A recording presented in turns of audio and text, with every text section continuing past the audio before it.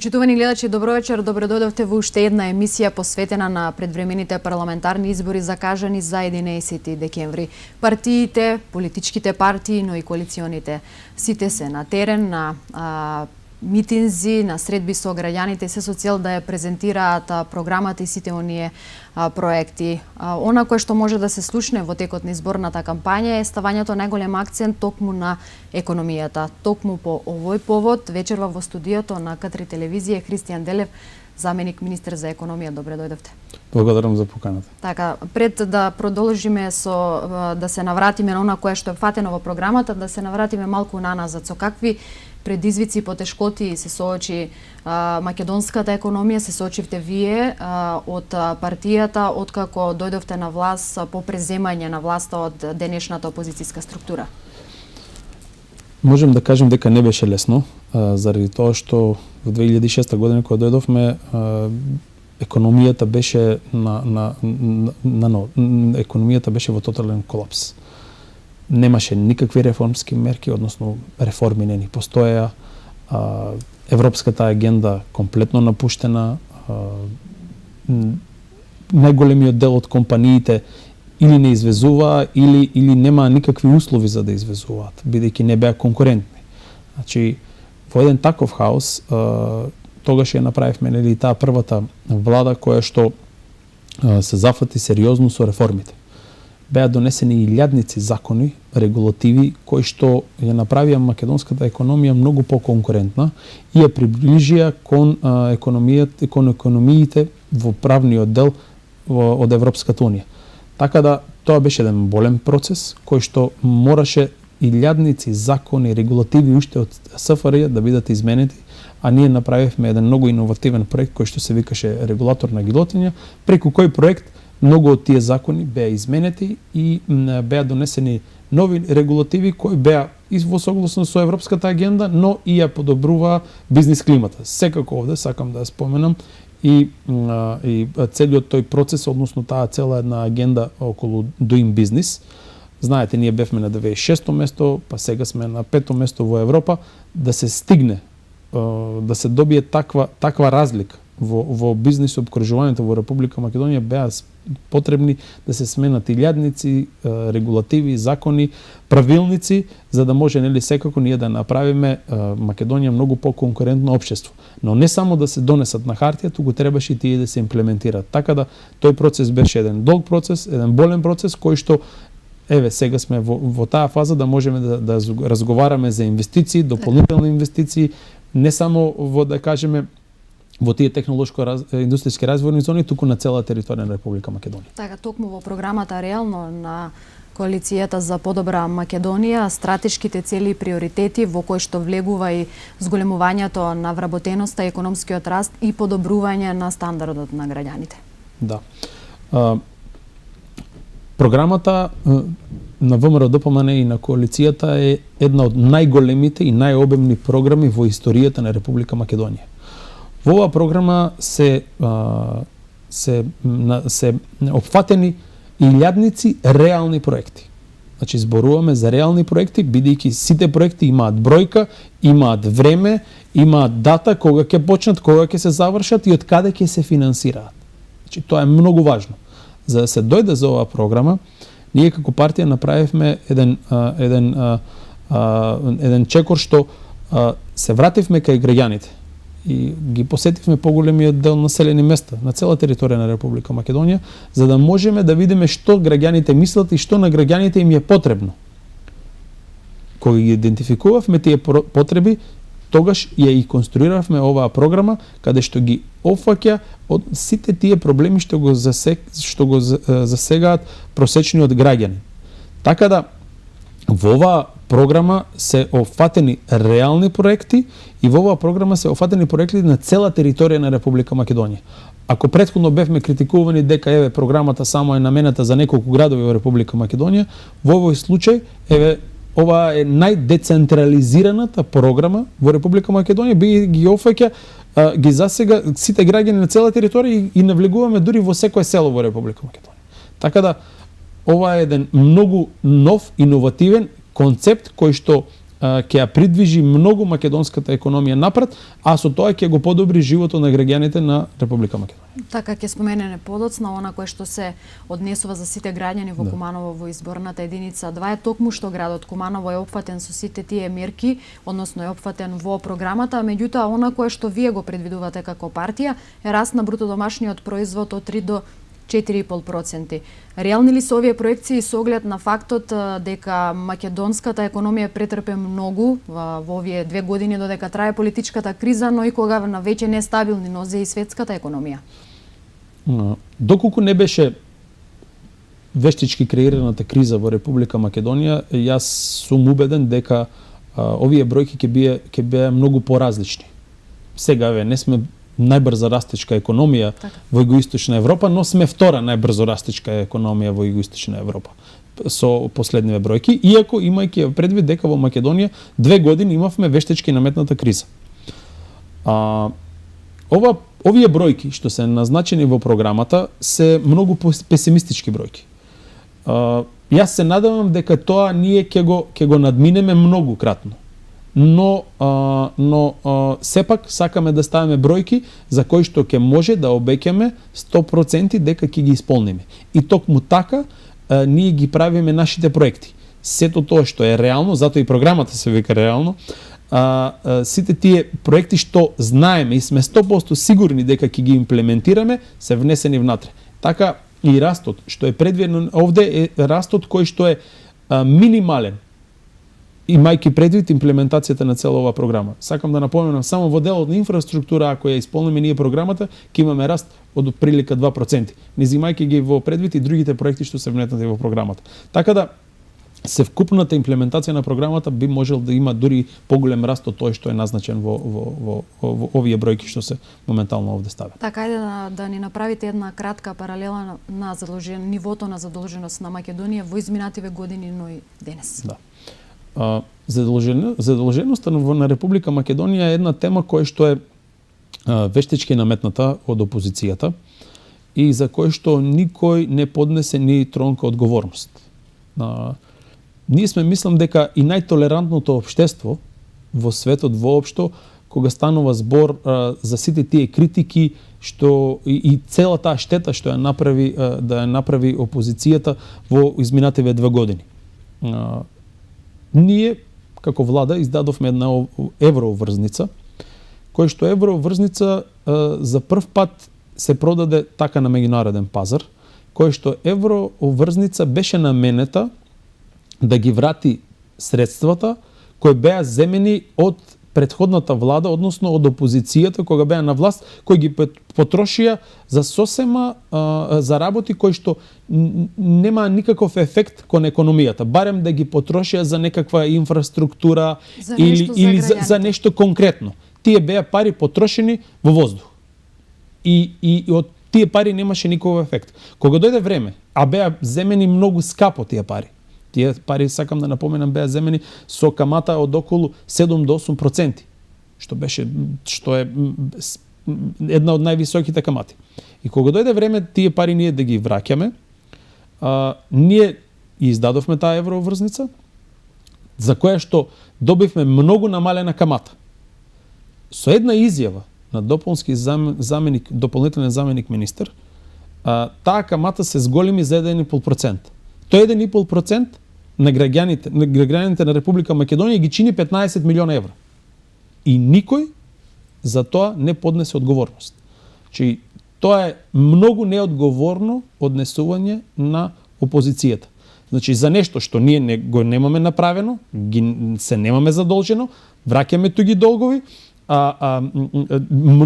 со многу пониска камата, која што можеше да биде уште пониска, кој патем речено првпат врзница се продаде за 4 минути. Значи, евроврзница се продаде за 4 минути. Тоа беше, значи, луѓето, инвеститорите, нам не веруваат, на Македонија веруваат, на македонската економија веруваат, но внатрешни сили, деструктивни, не веруваат и реферираат разни неточни податоци. Не е точно дека ние сме задолжени 4, 5, 6 милиарди. Значи, тоа на лидерот на опозицијата веќе му стане навик. Весела математика. Но ни точно бројките за задолженост на Македонија се екзактни. Ние ги сменивме и законите до кој степен може да се задолжуваме. И сепак сме во категорија на држави кои се најниско задолжени. И со тој курс ќе продолжиме. Сите тие дополнителни средства што се земаат кредити се инвестираат во продуктивни проекти и сами по себе тие треба да се враќаат. Ако ви инвестирате во пат и тој пат ќе зголеми фреквенцијата, ќе го зголеми бизнисот, граѓаните повеќе ќе работат, повеќе ќе извезуваат, повеќе ќе плаќаат данок и така ќе се враќаат средствата. Но ние не инвестираме во проекти кои нема да носат никаква добивка на крајот на денот. Така да тој мит што покушава опозицијата да го реферира дека еве ние сме најзадолжени. Не, Македонија е една од најниско задолжените држави во Европа. Така е, дали токму рангирањето на Светска банка за оваа година, 5-та во Европа и 10-та во светот за Македонија по водење на позитивна бизнис клима го покажува токму спротивното од она кое што го тврди опозицијата, односно моето прашање како се дојде до ова признание? Да, значи за нас најголемо признание се токму еве овие показатели од надворешните релевантни институции кои се задолжени тоа да го прават. Значи, опозицијата нема такви луѓе кои што може тоа да го измерат. Еве, Светска банка и другите меѓународни финансиски институции, AFC и сите со тие кои што се работуваме и Европска инвестициона банка, сите ја рангираат Македонија меѓу најдобрите економии за водење бизнис.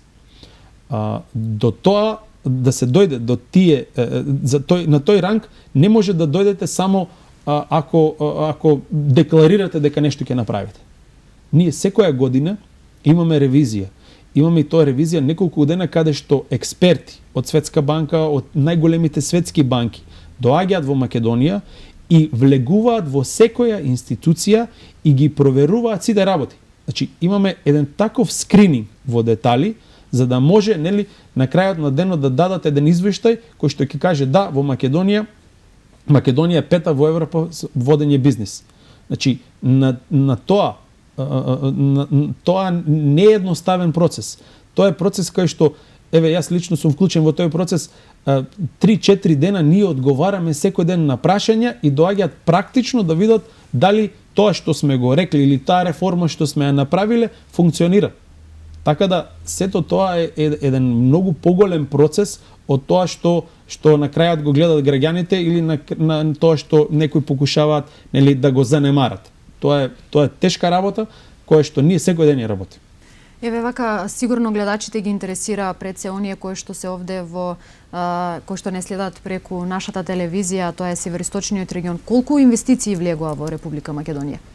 Во изминатиот период влегува многу инвестиции. Отприлика се имплементирани околу 27 поголеми проекти. Не зборувам за помалите инвестиции, зборувам на поголеми капитални инвестиции. Во постапка се уште 20 такви инвестиции, а во најава уште повеќе. Тоа е еден процес кога на телевизија на крајот на денот, нели, ќе објавиме ние нека инвестиција, никој не може да го види процесот како да се дојде до таа работа. Процесот за да се дојде до една инвестиција е минимум од 2 па некогаш и 4 години. Процедура преку која што големите компании одлучуваат да инвестираат во Република Македонија. Јас водам неколку од тие инвестиции, еве Амфенол во Кочани, Капкон во зоната што се во Скопје и неколку други компании. За да се дојде до тие инвестиции е тоа еден долг процес. На луѓето треба да им се објаснат прво условите. Па они си прават корпоративни политики дали сакаат да се шират во Европа или не сакаат да се шират во Европа. Па прават маркетинг стратегии, па сите тие планови, па да ги сите тие мултинационални компании и треба да поминат не сите тие нивни внатрешни процедури за да можат, нели, на крајот на денот да одлучат дека еве во Македонија. Во целиот тој процес ние работиме со нив директно. И тоа е една така организирана структура што имаме во рамките на владата на Република Македонија да може логистички да им помогне на странските инвеститори да можат, нели, да донесат полесни одлуки за да изберат Македонија како, нели, нивната следна дестинација. И не секогаш односно поголемиот број од одлуките не се одлуки заради тоа што во Македонија ние имаме најевтина работна сила. Одлуките повеќе од странските инвеститори ги носат дали обкружувањето, дали владата, дали институциите имаат соработка со тие странски инвеститори. Значи тоа на нив им е многу поважно од колку ефтината работна сила. И затоа не случајно кога една компанија поголема направи една инвестиција во Македонија, многу брзо после тоа одлучуваат да прават втора, трета, четврта инвестиција. Имаме веќе така неколку примери. Еве, Амфенол работат на четврта инвестиција во Република Македонија. И тоа за период од 2,5 години. Или Johnson Controls или сите тие други поголеми инвеститори. Така да тоа е само знак дека ние нешто правиме многу добро во тој правец и затоа нели ти одлучуваат и понатаму да продолжат овде да работат. Така, токму овие инвестиции беа причината што до одреден процент се намали и невработеноста во Република Македонија. Главен проблем за граѓаните овде во Република Македонија во програмата реално на ВМРО ДПМН од денешните 24% предвидувате намалување на стапката на невработеност од 17 до 18. Прашањето е како? Во оваа програма имаме офатени многу проекти, но сакам да напоменам дека оваа програма е веќе комплетно децентрализирана. Ако претходно се фокусиравме на технолошко-индустријските развојни зони, да, и сега остануваат приоритет, но сега имаме и неколку други иновативни проекти кои што ќе помогнат да вработеноста да се намали на вработеноста на цела територија на Република Македонија. Странските инвестиции си го направија своето. И во одредени општини каде што имаме такви технолошки индустријски развојни зони, вработеноста е драстично намалена. Но, за жал, на пример, општина како Куманово, тоа не се случи. Не се случи од X причини, за кои што подоцна ќе кажам и нешто за тоа. Но, сега со новата програма сакаме да ги офатиме сите. Значи да бидат офатени сите општини, но и со новите проекти да може да бидат и поразлични типови на инвестиции, каде што ќе може да влезат и таа, да кажеме таа работна сила која што немала шанси претходно да биде ангажирана. Така да бројките се многу реални, па мислам дека дури и ќе имаме и над тоа надминување ако ги имплементираме проектите што сега нели ќе ги презентираме подоцна. Така, еве конкретно може веќе да зборуваме и за општина Куманово, една од општините која што комплетно е опфатена во програмата реално со доста голем број на инфраструктурни проекти, меѓутоа и проекти кои што ќе придонесат за намалување на невработеноста, сепак се бележи намалување на бројот на невработени лица овде во Куманово. Еве, како дополнително ќе се намали невработеноста во Куманово? Најавувате доста интересни проекти, па еве гледачите да ги запознаеме. Куманово, за жал, беше една од општините кои што најмалце осети од целиот овој тренд на инвестиции. Причините беа повеќе. Од несоработка од општината, па се до најнетранспарентната и најкриминалната приватизација некогаш што е направена, и тој најголемиот, да кажеме, најголемото зло е направено токму на Куманово. Можам да кажам и неколку примери конкретни. Како заменик министер за економија бев доста ангажиран околу стечаите. И ако ги видите таа листа на компании пропаднати, многу жално е што 9 најголеми компании во овој регион се токму во Куманово и сите се на некој начин жртви на транзицијата. И ние затоа и го нарековме проектот Жртви на транзицијата и беше инспириран токму од Куманово. Бидејќи бројката на невработени луѓе во Република Македонија е најголема во Куманово. Чисто да знаете статистички. И за тоа се прашувавме зошто е тоа така. Тоа е така заради тоа што 9 најголеми компании, вклучувајќи Кожара, Тутунски комбинат, не знам, Искра Куманово, Кен Куманово, сите тие огромни капацитети кои што некогаш цела македонска економија ја движеле, тие компании се или криминално приватизирани или пропаднати во стечај. Или беа комплетно во некои правни нерешени лавиринти. За таа цел, пред една и пол година, председател Груевски ме заложи да направиме некои измени во законот за стечај и како овие сите компании да ги решиме овие стечајни постапки. И токму тоа се случи. Лично работев со една поголема група на луѓе кои што направивме еден нов закон за стечај, со кој што закон за стечај направивме дополнително уште еден закон кој што беше закон за затварање на стари стечајни постапки кои се почнати пред 2010 година. И целта на тој закон беше да за период од 6 до 8 месеци сите тие стечајни постапки да се затворат. Токму тоа и го направивме. Дополнително имавме многу правни лавиринти во судот во Куманово. Се направи една работа што никогаш досега не се направи во Македонија, што сите тие предмети од Куманово се пренесоа во судот во Штип и во судот во Скопје и во Велес. Сите стечајни предмети, бидејќи овде некако немаше желба или некоја волја да се решат овие стечајни постапки, а знаеме дека во Куманово повеќе од 15.000 луѓе се жртви на таа транзиција, односно беа отпуштени од сите тие фабрики. Се решија тие предмети, поголемиот дел од тие предмети и останавме со многу недвижност, нефункционални објекти и објекти кои се или кај банките заложени, 90% значи собственици се банките бидејќи биле заложени, или се во судот па кај доверителите. Затоа дојде идејата на овој проект Жртви на транзицијата да може тие сите капацитети да бидат ставени во функција. Но требаше овде да понудиме нешто што е многу поатрактивно, но многу поатрактивно и од странските инвеститори, за да можат луѓето да се нафатат, односно да влезат во таков инвестициски циклус, да ги рестартираат овие објекти кои патем речено не мора да бидат и за истата намена, може да бидат и за било што. И затоа го промовиравме, односно го креиравме проектот Жртви на транзицијата, кој што токму е наменет главно, односно најмногу за овие 9 во моментот 9 капацитети, но со завршувањето уште на неколку постапки ќе дојдат 15 компании во Куманово, кои што планираме преку оваа програма да бидат некако рестартирани, реактивирани или продадени на некои инвеститори, домашни или странски, и да бидат повторно активирани.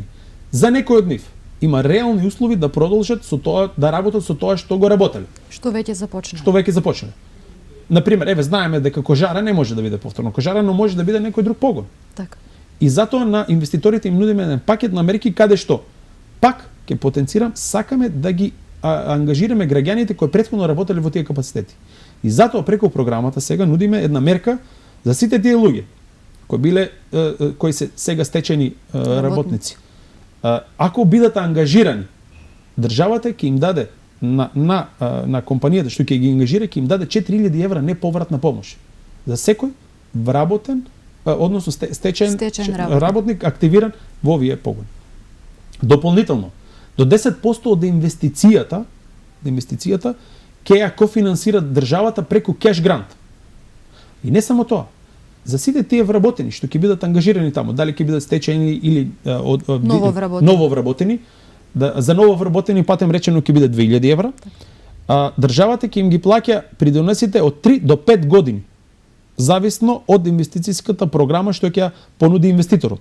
Так. Дополнително инвеститорот ќе го ослободиме од плаќање на персонален данок и други давачки према државата во период од 3 до 5 години. Така да оваа се многу атрактивни услови кои се многу поголеми од тоа што го добиваат странските инвеститори, со цел да бидат активирани овие капацитети. Жално е тоа што му се случило на Куманово. Так. Не сакам да навлегувам во фактите кога ги видов предметите. Жално е 5 компании во Куманово, најголеми компании во Куманово, да бидат продадени за 500.000 евра на локален бизнисмен, шпекулант невиден, кој што патем речено не ги ни уплатил. Значи, тоа е опозицијата.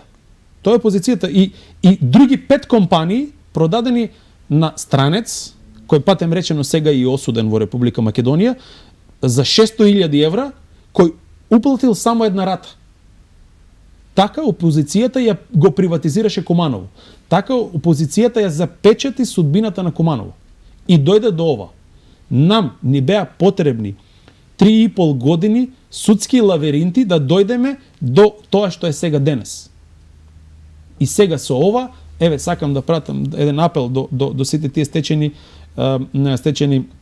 работници, до стечените управители, до банките и до сите тие заинтересирани локални бизнисмени од Македонија, од странство, кои се заинтересирани за овие капацитети.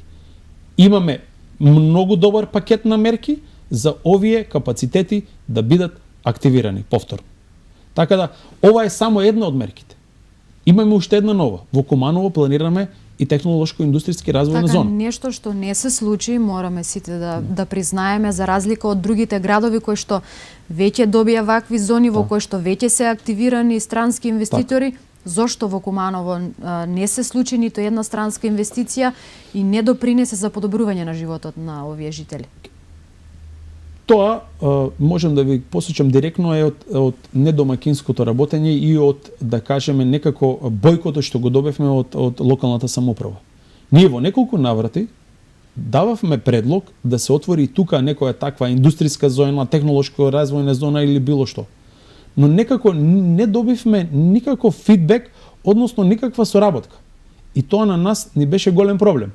Не случајно тие зони ги правевме насекаде на територија на Република Македонија. А најголем интерес имавме токму во Куманово заради тоа што кога доаѓаат големи компании, тие бараат да имаат многу поголем пул на невработени луѓе, на невработени лица, за да можат, нели, да прават такви големи фабрики. Така.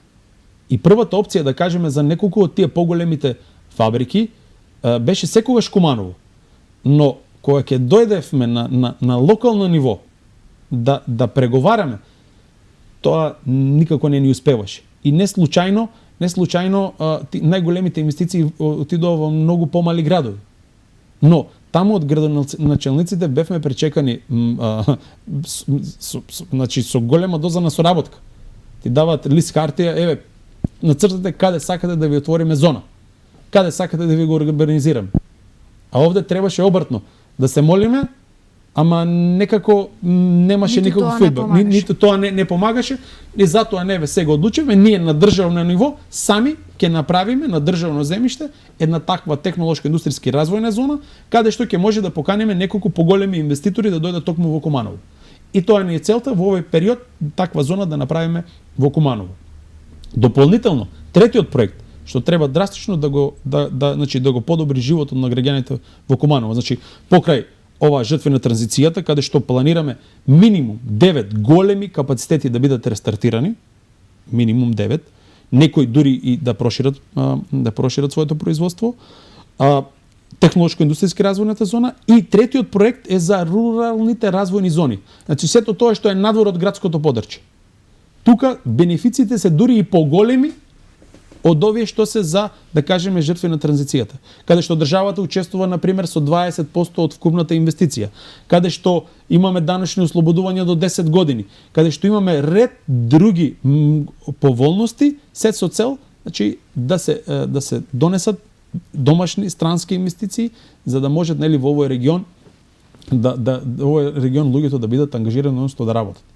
Тоа ни е целта и на тоа ќе бидеме посветени следните 4 години. Еве, ја лично се залагам за неколку такви проекти во Куманово. Веќе почнав да работам на Куманово. Така, дали Куманово ми е во презентирано пред странските инвеститори? Да, секако Куманово е презентирано пред странските инвеститори. Едно од, ако видите во програмата, во оваа програма има посебен акцент на Куманово, така, што не се случило досега. Заради тоа што не можеме ние да чекаме веќе. Не можеме да чекаме локалната самоуправа да не сретне барем на пола пат. Затоа си ги фатиме работи во свој раци и затоа оваа програма ќе ја имплементираме. Од објавувањето на проектот за жртви на транзицијата досега се имаат јавено десетици компании да прашуваат токму за овие капацитети. Што е еден многу добар сигнал и многу добар доказ дека овој проект може во Куманово да го подобри животот на граѓаните. И за тоа максимум ќе се залагаме, не само јас, туку целиот тим што е задолжен за инвестиции. Така, во каква финансиска состојба вие сте сепак виновникот за овој проект, секако позитивен виновник за овој проект, во каква финансиска состојба се споменатите 9 стопански објекти кои што ги споменувате? Дали се завршени стечајните постапки, каква е нивната финансиска состојба презентирани пред сите инвеститори? Овие компании ние не ги презентираме како компании оперативни. Не можеме тоа да го направиме, бидејќи целиот тимот на тие компании е на еден начин уништен. Или поголемиот дел од имотот е уништен. Овие компании ние ги презентираме само како недвижност, односно како објекти и опрема. Не навлегуваме во минатото на овие компании, бидејќи тие компании требало да бидат приватизирани во 90-тите години. Тие компании требало да бидат продадени на странски или домашни инвеститори во 90-тите години. Од 90-тите години, од времето на транзицијата, имотот на овие компании е раскрчман. Поголем дел од нив се уништени комплетно. Некои од нив се уште имаа некое минимално производство. Но 90% собственик на целата таа недвижност се банките. И затоа ние отидовме во постапка да не продаваме компании, туку да се продава недвижност, од која ќе ја купат недвижноста инвеститорите, од банките или од судот, тогаш ние како држава на донесен концепт од инвеститорот на бизнис план, ги даваме сите тие поволности, се со цел тие да бидат рестартирани. Затоа и помошта, бидејќи тие се во таква, да кажеме, очајна состојба овие капацитети, затоа и помошта од владата е многу поголема, за да можеме сепак на инвеститорите да им дадеме еден ветар во грбот, за да може овие компании да ги рестартираат. Затоа и не сме скромни со поддршката. Така, со овој проект жртви на транзицијата ќе се реши прашањето за најголемиот дел од стечајците од вкупната бројка која што се чинуваат, а тоа се стечени работници во Куманово. Меѓутоа, дали само тоа е предвидено за стечајците? Значи, за стечајците има и друг ред мерки каде што се опфатени и во програмата за рурални развојни зони, каде што истите бенефиции што ќе ги добиваат овде во проектот жртви на транзицијата ќе ги добиваат и во овие рурални развојни зони. Така да не е само во овој сегмент, во неколку сегменти дополнително во оваа програма ние имаме предвидено и средства, например доколку одлучи инвеститорот да биде некоја фабрика сега да кажеме за кожара, треба да биде фабрика за автомобилски седишта. Вработените што билат претходно таму, имаме предвидено сет на мерки и државна помош за преквалификација и доквалификација да ги обучиме тие луѓе. И сето тоа ќе биде платено од страна на државата, за да можат тие луѓе кои ќе дојдат таму на работа да бидат веќе обучени и да можат да продолжат со работа. Така да имаме неколку сет на мерки кои што ја прават оваа програма да биде атрактивна. Некој ќе споменам пак, ќе се вратам на прашањето, некои од овие капацитети можат веќе да продолжат, но ниеден од овие капацитети без инвестиција не може да работи. Бидејќи голем дел од имотот е раскрчман заради тоа што тие стечени постапки или тие купопродажни постапки не биле затворени или стечени постапки траеле со десетици години. И не случајно, како што реков, беа одземени ингеренциите на судот во Куманово за да можеме да ги решиме. Бидејќи немавме никаква соработка овде во Куманово на ниедно ниво. И не случајно се превземени такви конкретни мерки. Така, токму така, сосема за крај на разговорот, како заменик министер за економија, со што ќе се соочи македонската економија пред нас се предвремени парламентарни избори на 11 декември? Сведоци сме на една многу и почеток на една кампања која што од страна на опозицијата доби еден многу лош пресврт. посебно еве да кажеме за овде за жителите на Куманово, кои што знаеме во Куманово нели има покрај македонци има и албанци, има и други, има така, различно етничко население и кампањата стана малце осетлива. Јас ќе бидам среќен токолку со опозицијата одеме аргументирано и се бориме за проекти, за реформи и конкретни програми кои што треба да ги имплементираме и да дебатираме дали нешто е добро или не е добро, дали нешто е реално или не е реално. Но за жал тоа го немаме. За жал од другата страна имаме некои многу нереални проекти кои што се многу непромислени.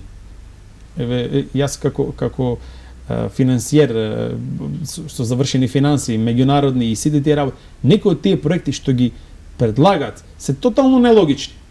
Пример, од една страна вика на докторите во Македонија ќе земат 1000 евра минимум плата. Тоа стои во програмата на СДС. Два реда подоле вика тие што земаат 1000 евра плата од 10% ќе плаќаат персонален, ќе плаќаат 40%. Секој тоа одземеш, каже, па чекај, ова нешто, математиката не има да изгледа. Па помалце ќе земаат од сега. Така да има многу нелогичности во таа програма на СДС. Значи таа не е некако направена со такви аргументи. И нивното незнаење во тој дел направи да они се оддалечат и отидат во еден нов, во еден друг правец и да не влегуваат во националните чувства на граѓаните на Република Македонија и во една кампања кој што е многу поразлична од другите досега. И ова искрено да кажам е загрижувачки, бидејќи само покажува нивната некомпетентност или нивното немање на идеи како да го подобрат животот на граѓаните Република Македонија, па сега отидоа и да се занимаваат со идентитетот на граѓаните на Република Македонија и со основните вредности на нас тоа што направи македонци и Република Македонија. Некои работи кои што некој не треба ни да помислува на нив. Токму со тоа се занимаваат, се со цел мислејќи дека ќе добијат глас повеќе од, да кажеме, од албанските партии. Тоа е загрижувачки и тоа мислам дека граѓаните на 11 ќе го видат и тоа ќе го осудат. И јас сум убеден дека граѓаните го гледат тоа и се со комуникацијата секојдневно што има со граѓаните, тоа го осудуваат.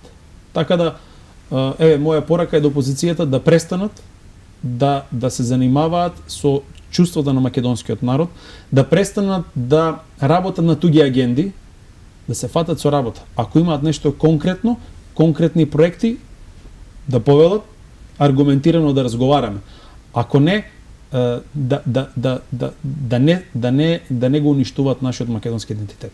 Така, благодарам за одвоеното време и за овој разговор. Еве секако сите оние жители, гледачи овде во североисточниот регион кои што сакаат да се запознаат подетално со програмата и сите оние мерки кои што се вклучени за економска стабилност овде во Куманово и враќање на сета она економска слика која што била некаде пред транзицијата, може да погледнат и во програмата реално на ВМРО ДПМН. Благодарам уште еднаш. Благодарам на вас. Почитувани гледачи, ова беше разговорот со заменик министерот за економија Христијан Делев. Ви благодарам на вниманието со кое што не следевте. Останете со К3.